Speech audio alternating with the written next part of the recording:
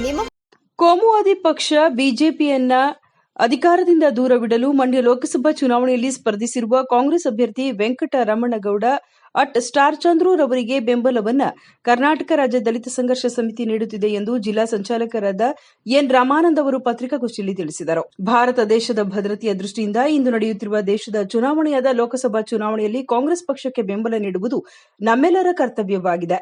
ಪ್ರಸ್ತುತ ಕರ್ನಾಟಕದಲ್ಲಿ ಕಾಂಗ್ರೆಸ್ ಸರ್ಕಾರವು ಹಲವಾರು ಜನಪರ ಯೋಜನೆಗಳನ್ನು ಹಮ್ಮಿಕೊಂಡು ಜಾರಿಗೆ ತಂದಿದೆ. ಈ ಯೋಜನೆಗಳಿಂದ ಕಡುಬಡವರು ಸಮೃದ್ಧಿಯಿಂದ ಜೀವನ ನಡೆಸುತ್ತಿದ್ದಾರೆ. ನಾವೆಲ್ಲರೂ ಕೂಡ ಈ ಬಾರಿ ಮಂಡ್ಯ ಲೋಕಸಭೆ ಚುನಾವಣೆಯಲ್ಲಿ ಸ್ಪರ್ಧಿಸಿರುವ ವೆಂಕಟರಮಣಗೌಡ ಸ್ಟಾರ್ ಚಂದ್ರು ರವರಿಗೆ ಬೆಂಬಲವನ್ನು ಸೂಚಿಸಿದ್ದು, ಮಂಡ್ಯ ಜಿಲ್ಲೆಯ ಮತದಾರರು ಅತಿ ಹೆಚ್ಚಿನ ಸಂಖ್ಯೆಯಲ್ಲಿ ಮತಗಳನ್ನು ನೀಡಿ ಕಾಂಗ್ರೆಸ್ ಅಭ್ಯರ್ಥಿಯನ್ನ ಗೆಲ್ಲಿಸಬೇಕೆಂದು ತಿಳಿಸಿದರು.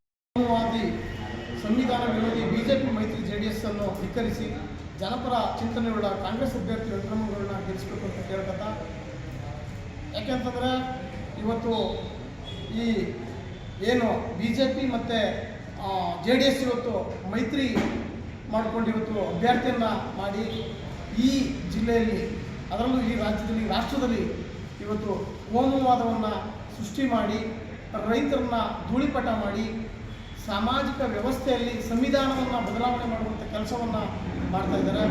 ಹಾಗಾಗಿ ಈ ಒಂದು ಚುನಾವಣೆಯಲ್ಲಿ ಈ ಒಂದು ಕೋಮುವಾದಿ ಪಕ್ಷ ಬಿಜೆಪಿಗೆ, ಯಾಕಂದರೆ ಮೋದಿಯವರು ಹೇಳಿದಂಥ ಸುಳ್ಳು ಭರವಸೆಗಳು ಇವತ್ತು ಯಾವುವೂ ಈಡೇರಿಲ್ಲ.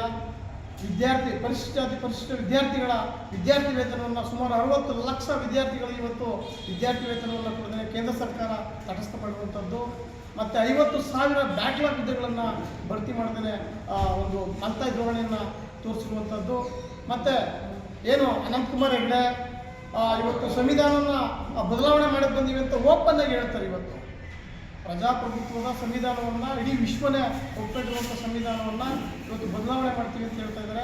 ಹಾಗಾಗಿ ಈ ಒಂದು ಕೋಮುವಾದಿಯನ್ನು ಸೃಷ್ಟಿ ಮಾಡಿ, ತಮಗೆ ಗೊತ್ತಿರಬೇಕು, ಮೈಸೂರು ಪ್ರಾಂತ್ಯದಲ್ಲಿ ಏನು ತಮ್ಮ ಬಿಜೆಪಿಯನ್ನು ಅಸ್ತಿತ್ವ ತರಲಿಕ್ಕೆ ಮಂಡ್ಯ ಜಿಲ್ಲೆ ಒಳಗಡೆ ಉರಿನಂಜೇಗೌಡ ಮತ್ತು ಕೆರಗೋಡಿನಲ್ಲಿ ತಮಗೆ ಬಾವುಟ ಹಾರಿಸೋದ್ರ ಮುಖಾಂತರ ಒಂದು ಕೋಮುವಾದವನ್ನು ಸೃಷ್ಟಿ ಮಾಡಿದಂಥದ್ದನ್ನು ನಾವು ಕಾಣ್ತೀವಿ. ಆದರೆ ಇವತ್ತು ಅದು ಕೋಮುವಾದ ನಡೆಯಲಿಲ್ಲ. ಹಾಗಾಗಿ ಈ ಸಂದರ್ಭದಲ್ಲಿ ಇವತ್ತು ಬಿಜೆಪಿಯನ್ನು ಸೋಲಿಸೋದ್ರ ಮುಖಾಂತರ ದಲಿತರ ಏಳಿಗೆಗೆ ಅವಕಾಶ ಮಾಡಬೇಕಾಗಿದೆ.